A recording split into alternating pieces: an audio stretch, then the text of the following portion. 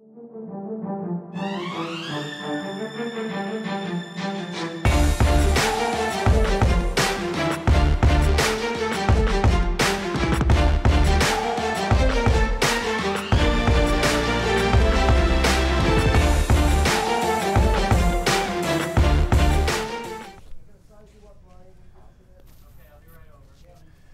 Facebook, what's going on? Yes. What's going on, kids? Friday. How are you guys? Okay, so Ryan was just saying severe thunderstorm warnings in a few different places. So we're going to get to those right at the very, very beginning here, so you guys can get the latest on that. Lee, I don't know what I did. What did I do?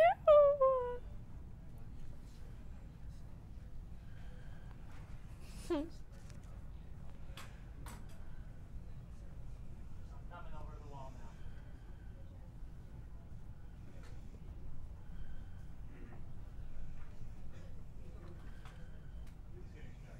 Okay. You got it. Guys, There are I'm thunderstorm warnings and a the thunderstorm worst. watch, but you can say there are severe thunderstorm warnings in effect. I'm the worst with technology. You got it. Yeah. There are perfect. Yep. You got it. You got it. Thanks, Lee.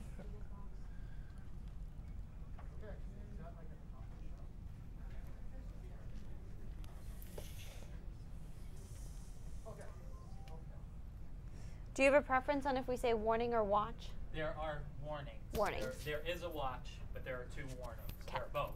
Gotcha. But you can say warning. Warning's more severe. Hey, here's what's coming up tonight on News Center Now. There was a huge weight lifted off my shoulders. Former Kennebunk teacher Jill Lamontagne shares her truth for the first time since she was acquitted on all counts of sexually abusing a student. A child is killed when his father's shotgun fires inside a bedroom closet. How can we stop this from happening again? And because of this sewage spill, swimmers have been asking all day, will they be able to compete in the Peaks to Portland swim this year? We have the answer. This is News Center Now.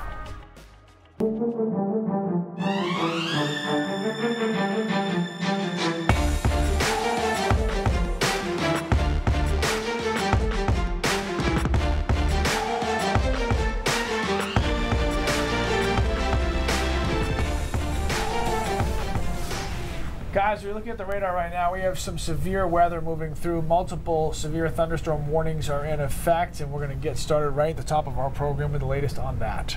All right, let's get right to Ryan Breton. Hey, Ryan. Hi, Lee and Lindsay. Storms formed up in the mountains earlier this afternoon, and they are gradually working their way to the southeast, as you can see right now. The coastline is still mostly dry, but these storms have really flared up just inland. There are two severe thunderstorm warnings. We'll start with this one that's just to the northwest of Portland, around Raymond, moving into Gray. It's a severe thunderstorm warning until 5:30.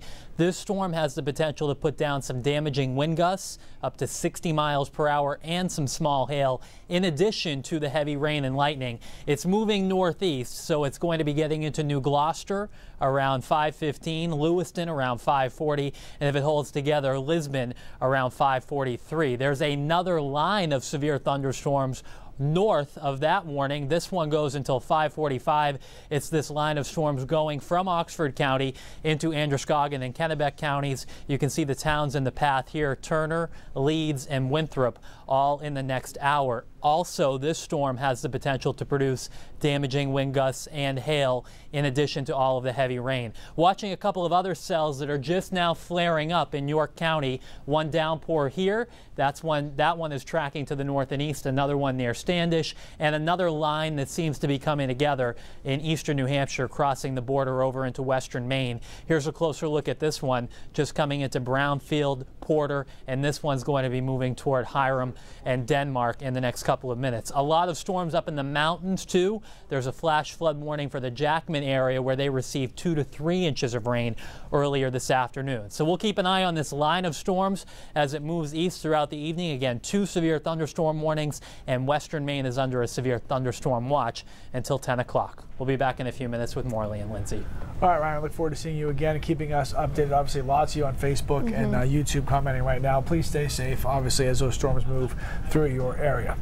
Okay, Jill Lamontagne says she was only trying to help a struggling teenage boy, but then she got caught up in an ugly court battle. We are hearing from the acquitted high school teacher for the first time since she was accused by a student of sexual assault and abuse. Yesterday, a jury cleared her on all counts. Today, she sat down with Cindy Williams to share her side of the story. Jill Lamontagne is relieved by the verdict, but clearly traumatized by this whole ordeal. Today we sat down and she spoke candidly about what it felt like to be falsely accused by someone she says she was only trying to help. Yesterday, a jury found her not guilty of 14 sex assault charges. The former Kennebunk High School teacher was on trial, accused of having had an inappropriate sexual relationship with a 17-year-old student. She says there was nothing sexual between them and that she was simply trying to help him with his assignments and get his diploma. Lamontagne also explained the nearly 50 calls and 100 text messages between her and the student, and what it was like the moment she heard that verdict. It felt amazing. There was a huge weight lifted off my shoulders after a long, long wait. You sobbed. Yes, it was such a relief. You were quiet for a year. You resigned from your position at the beginning of last school year, so September of last year. You've been silent this whole time.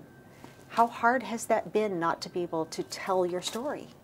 It was really difficult. It was really hard to stay quiet and to have the topic be reported about and having no chance to have my side out there too. It felt like, you know, a scarlet letter was being painted on me while my mouth was closed shut, and it just felt so unfair. From the trial, there was evidence of 46 phone calls between the two of you over a 6-month period. 94 text messages, and that was within a 2-week period. This is not typical student communication. Can you explain that? So I think that a lot of the phone calls were unanswered, so it's not as many as that, and I'm trying to check in on him, but it is. These kids or young adults, they live in this world of technology. That's all they know. That's what they're attached to. So, I mean, even email is old school to them. So reaching a student in that mechanism is how you're going to get them. He was irresponsible. He didn't show up often. He also was really difficult to talk to face. He was very confrontational and angry. So a text felt like the safest way I could communicate with him. And give me an example. What were you texting him and calling him about specifically? A lot of times I was asking him where he was or if he was coming, because it was frustrating to have him ask me for help. You know, I need help with an English paper tomorrow morning. So I bring home my schoolwork, get it done, you know, in the evening, and then for him to not show up and take up my time that I could have been using at school to do what I did the evening before was frustrating. You said you were concerned about his safety. Were you concerned about his mental health? Yes. Was that part of what you guys would talk about? Oh yeah, that's the root of what we talked about often.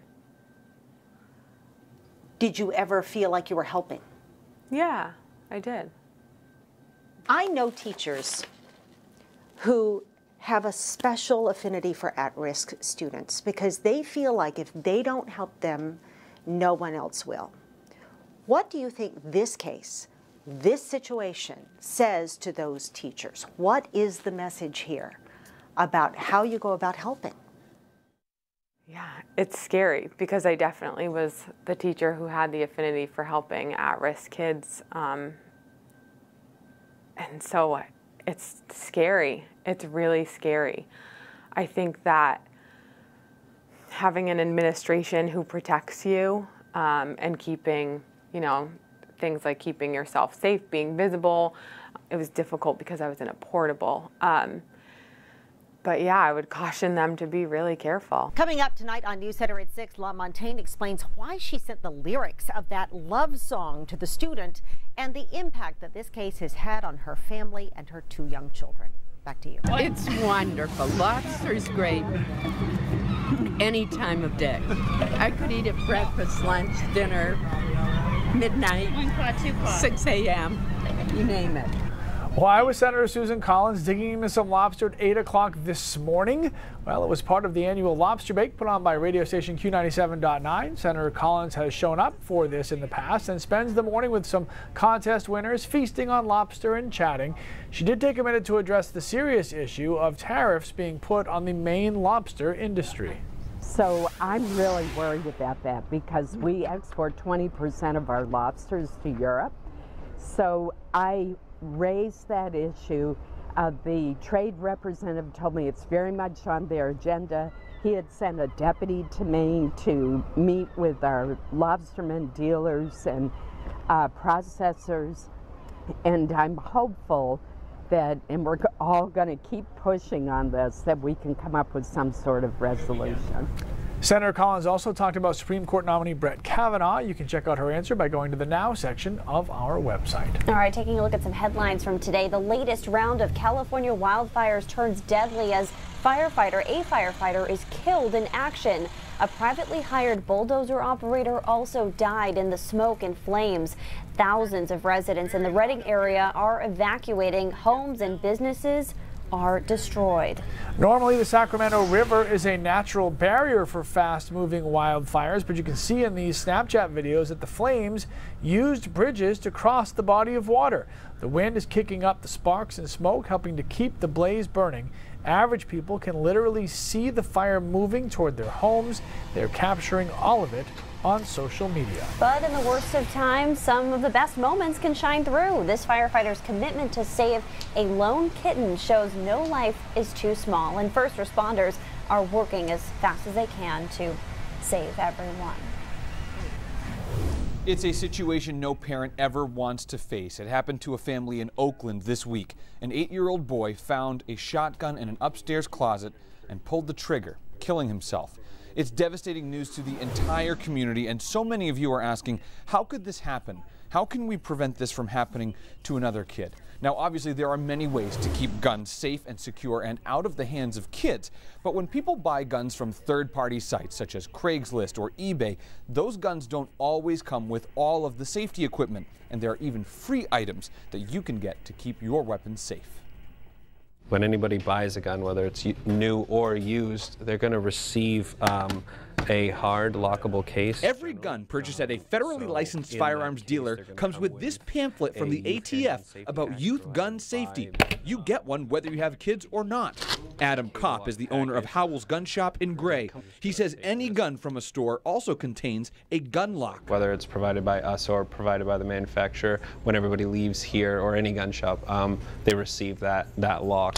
Close that or attempt to close it. We can see here there's a gap here. Other safety options include a safe, big or small. Just swipe our finger. And some can be opened with a fingerprint. Kopp says many gun retailers are stressing safety through classes and instruction. That's why we're in business, is to invest in a safer community. Police departments all over the state offer free gun locks. As gun stores all over Maine report rising sales, Kopp says at the bare minimum, educating kids about what to do when they see a gun is crucial. And then hopefully the goal is that when we help someone become safe, if maybe they see a potentially unsafe situation that may happen around firearms, that they can kind of take corrective action and prevent even one mishap or accident from happening. State police suggest keeping weapons unloaded and out of reach and keeping ammunition separate from the firearm. But some gun owners feel safer when their weapon is ready at a moment's notice. I mean, curious, untrained, untalked to fingers are going to find their way into small places. If that small place happens to be a trigger guard, then you're taking full responsibility for whatever happens, even though it's not you that's doing it, it's the person that you're responsible for. Other gun experts that we spoke to today say it's not just kids that you need to keep your eye out for. They urge people to secure their guns from anybody who has a mental health issue, a drug dependency, depression, or obviously domestic violence issues. And they say that sometimes these simple key locks may not be enough. You may need to get other forms of protection in addition to this to keep your firearms safe. Lee and Lindsay. All right, Chris, thanks. Swimmers train all year for this weekend. Are we going to swim or not? The Peaks to Portland race gets the green light just hours before the starting gun. And can you help us find the little girl who owns this signed Patriots football? That story coming up next.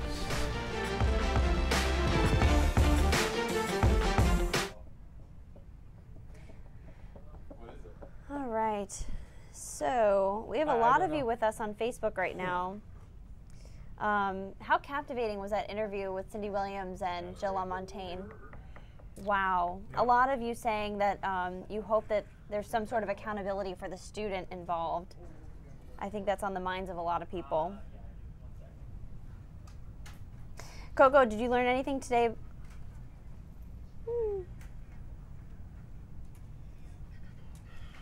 Okay. Did you learn anything today during the gun safety story that surprised you?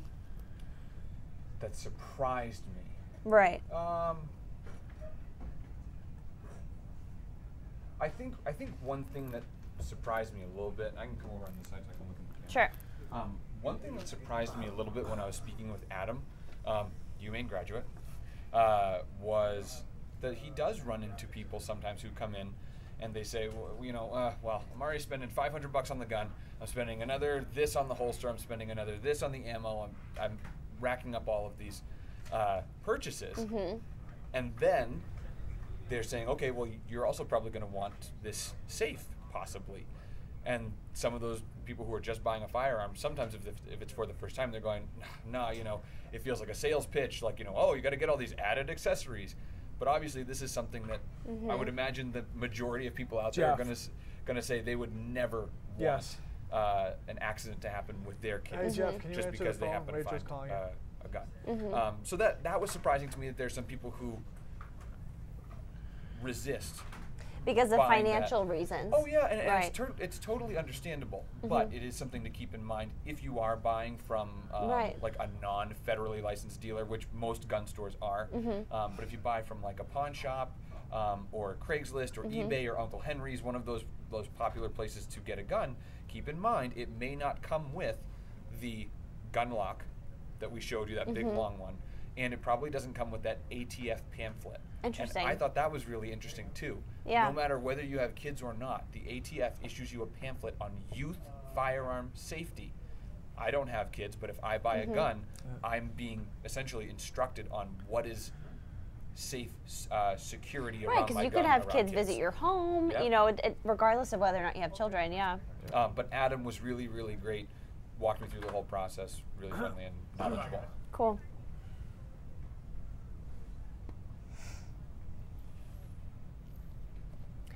Okay, the fate of this year's Peaks to Portland race was up in the air after a sewage leak. One swimmer has competed for the last 3 decades, and she says there's always a challenge, but usually it's the weather, not something like this. Yeah, that's definitely unique. A second round of test results showed that the bacteria levels are now below the safety threshold. It was a waiting game all day for athletes like Falmouth's Mary Farnham. When it's a hot July day, nothing beats a saltwater dip. Like, I've always trained with a dog. Especially for this unlikely swimming duo, Mary Farnham and her Frenchie, Tide. He's not supposed to swim because he sinks like a rock and he doesn't have web seat, but he loves the water. Farnham trains every year for the Peaks to Portland swim. My first race was in 1985. One year even, she let her Dalmatian participate. Some people were angry because I got beaten by a dog. But this year, which would be her 31st, she spent the day leading up to the race asking, are we going to swim or not? Hundreds of competitors asking the same question after 1 million gallons of sewage spilled out of Portland's wastewater treatment plant and into Casco Bay Thursday. City officials taking samples of the water Friday. The first round showing bacteria levels were elevated. But it's really important to note that these levels can be elevated even after significant rain events, which we have had over the last couple of days. So it could be completely separate from the issue at the water treatment plant. And I trust the Y. I trust the public officials who are taking the water samples. There's next year. And I do feel sorry for the people who are doing it for their first time because it's a lot of training and a very big disappointment. For now, Farnham isn't hesitating, and Tide can't resist either. Baby. So the city, good news, also decided to reopen East End Beach, which was closed earlier. Officials from the YMCA say they are up against now a threat for some fog tomorrow, so the Coast Guard will be making a game time decision on whether to delay the race start time. Meanwhile, everybody oohing and ahhing about that bulldog that was in the video. Like she said, they're not supposed to swim. They're not supposed to float, and this little guy's a tank. There you go. He's so cute. Okay, it's something he loves, but something he never thought he'd be able to do again.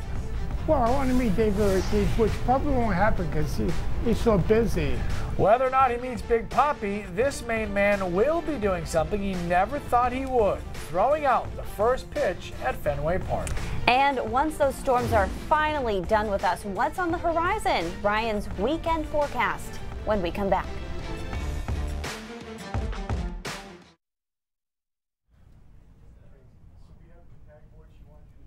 Yeah, the tag board. So let's take a look. Facebook, you guys are going to get a little, does YouTube get this too, or is this Facebook only? All right, Facebook and YouTube, you guys get a little bonus coverage here. Check this out. So they put little hot booties on this police dog because the pavement is so hot, they don't want the dog to burn its paws.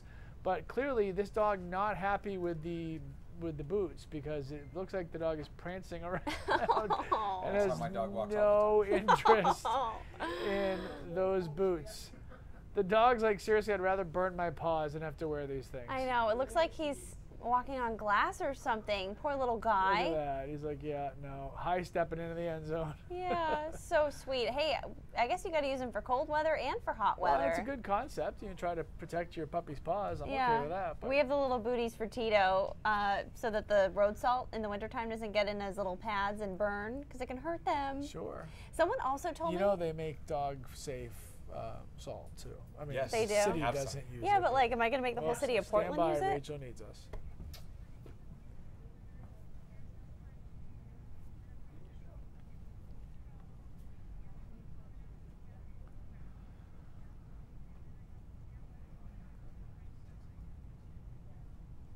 Okay. Okay. Ladies and gentlemen, you just watched us give Rachel our full attention. She asked for it, so we had to give it to her. She asked, and she shall receive. She received. Okay, I gotta move my little vertical enhancement device. We're going over here, kids. You can come with us.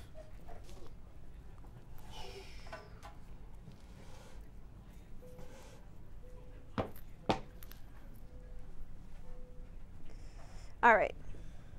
Oh, cool. Cool.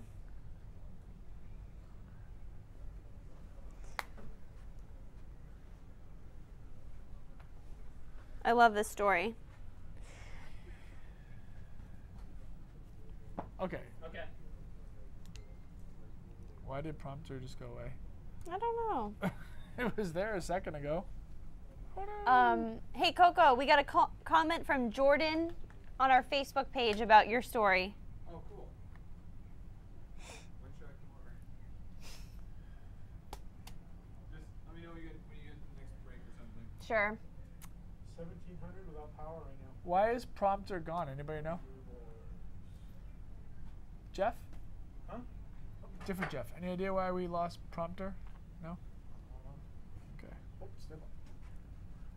A Maine man is just over an hour away from a dream come true moment. Yeah, David Turcotte of Auburn is down at Fenway Park right now. He's going to go to the Red Sox game. And thanks to one of his high school buddies, this is about to be a night he will absolutely never forget. Remember Diego Segui? David Turcotte is a die-hard Red Sox fan. What do you think about the Yankees? I hate them. Turcotte, who is from Auburn, has been a Sox fan since he can remember and says he watches almost every game. Back in the day, he was a baseball player himself, but threw his last pitch in 1984. David started suffering lower body spasms, and after a few years of testing, and while he was a student at the University of Maine, one of the school doctors told him his symptoms pointed to multiple sclerosis. Looked at multiple sclerosis, and everything I read was exactly everything I was going through. So it devastated me, and I just went crying around campus. David and his high school classmate Dan Cunliffe have stayed close since they graduated from Edward Little. A few months ago, Dan saw that one of the offered rewards from his credit card company was a chance to throw out the first pitch at Fenway Park. So Dan grabbed it. for Dave.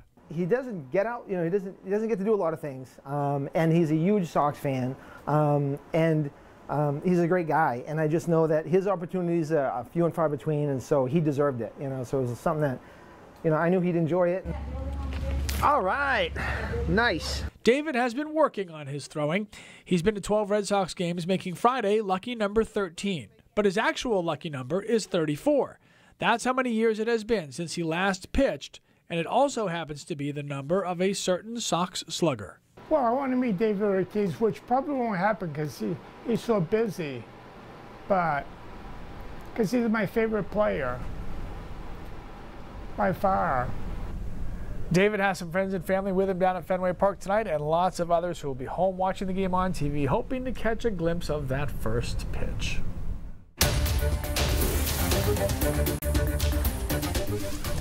All right, we've got quite the line of storms coming through, so let's get right to it right now. You can see it extends really all through the entire state right now, and there are 3 severe thunderstorm warnings for this part of the line moving through central Maine, where there may be damaging wind gusts happening right now.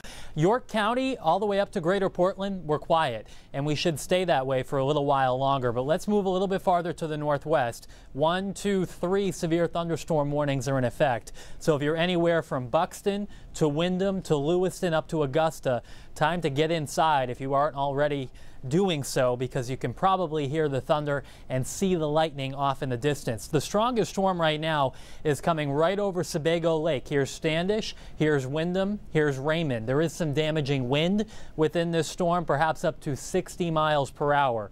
We're keeping an eye out for any damage reports that come in.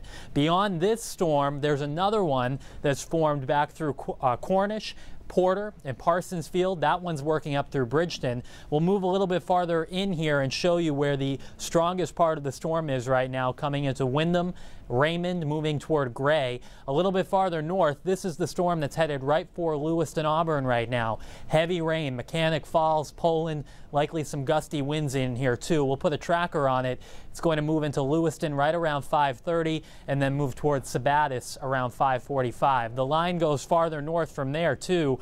Really heavy rain from Livermore Falls into Turner and Jay. This one is moving east too. Probably will get into the Augusta area around 6 o'clock. The line continues even farther north with heavy rain through Madison, just starting to get into Rome and Mount Vernon too. Some lightning within this part of the line as well. Farther north into Aroostook County, we have thunder, lightning, heavy rain here. Nothing that's technically severe, but these are thunderstorms that are moving east. But by far the most concerning part of the line right now, coming through Sebago Lake, working up through Lewis and Auburn, just starting to get into Augusta. So damaging wind gusts are possible within this line, in addition to the heavy rainfall and the potential for some hail. A severe thunderstorm watch is in effect for all of western Maine and New Hampshire until 10 o'clock tonight, because in all of this heat and all of this humidity, you can crank out that moisture in the form of some thunderstorms. I think that the rain will come to an end during the evening. By 9, 10 o'clock, a lot of this starts to fall apart. We'll have some fog that forms overnight, but we may do this again tomorrow. The front kind of hangs around, so a lot of clouds in the morning, and then during the afternoon, some scattered thunderstorms develop. Likely not quite as widespread as today, but probably hitting the same areas. You can see at this time tomorrow, there may be another line that forms along. So we'll give you a quick look at the 7-day forecast, because you can see that things improve significantly on Sunday. The sun is back. It's nice. It's less humid. Highs in the low 80s. Monday and Tuesday look really nice too. But Lee and Lindsay, it looks like by Wednesday and Thursday, the humidity comes right back, and with it, some thunderstorms. So we can't really shake this real warm and humid pattern completely. July and August. Yeah, you bet. Know. Let us know what you're seeing July too going if you're out in with a those bang. storms. Yeah. All right, Ryan, thanks so much. Let's check in now with Pat Callahan. He has a preview of what's coming up on News Center Maine at 5:30. Hi, Lindsay and Lee. There have been a lot of recalls in the news lately because of foodborne illnesses. Now, because Maine's produce and poultry are farmed so close to home, sometimes even in our own backyards, are we safer, or in fact even more at risk for those foodborne illnesses? And inside or outside, where police officers wear their bulletproof vests can make a big difference for their long-term health. News Center's Jackie Mundry will explain. It's all coming up in just a few minutes on News Center at 5:30.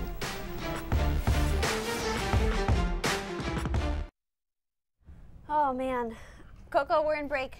If you want to. Cuckoo. So Circling back to our gun safety conversation, Jordan's comment is right there. Oh, excellent.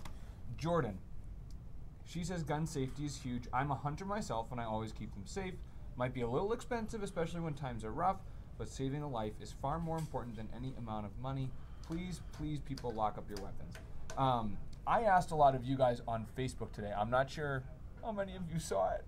Please follow my page. Oh my gosh, I put all sorts of great stories on there. Shameless plug. Well, What nobody just interacted. happened? Nobody Hijack. nobody interacted. Schoolsy. It's a takeover. Schools, get over it. You should have given me a share on Facebook from the station page. Maybe somebody would have responded. Anyway. Whoever sits in that Digicenter is always in the hot seat. Right. I asked you guys on Facebook today, how do you keep your weapons safe? Because everybody has their own method. Everybody has their own ways So I'm of guessing doing it. not much of a response. Not this time. Okay, so people did respond? No, I didn't get a great response. But I'd I'm be hoping if curious you to guys know will that follow too. me on my page, then maybe we can get some more interaction. Because I like bringing your comments into the story. Yeah. No, but that's essentially the whole point of our show, right? Is we want to cover things that you guys are talking about, you guys are interested in, that we are all talking about. So we love when we get an Ask Now email. We love when you follow us along on our social pages. True. All true. Yeah, so throw me under the bus. Yeah. That's fine. Can I don't you guys have follow me? 33,000 You guys followers. follow me? Can you follow me? It's Lee. If it makes you feel better, Keith Goldberg, Carson doesn't follow me on anything, so News there's Center. that. Lee Goldberg. Lee Goldberg Oh, News Wet Center. Willie. If you I could know. follow me. Do you know what a wet Nancy is? On Twitter. I'm it's leaving now. TV Lee G. I think Instagram is the same thing. Do you know what a wet Nancy is? Yeah, I don't. Yeah, Goldberg, how'd you get the followers? It's when I you don't lick your whole understand hand the and slap question. someone Go in the away. face. You're gonna hurt me. Do it. You Yeah. won't. No. You won't. I'll hold him back. Do you see this? This is bullying. I'm being bullied.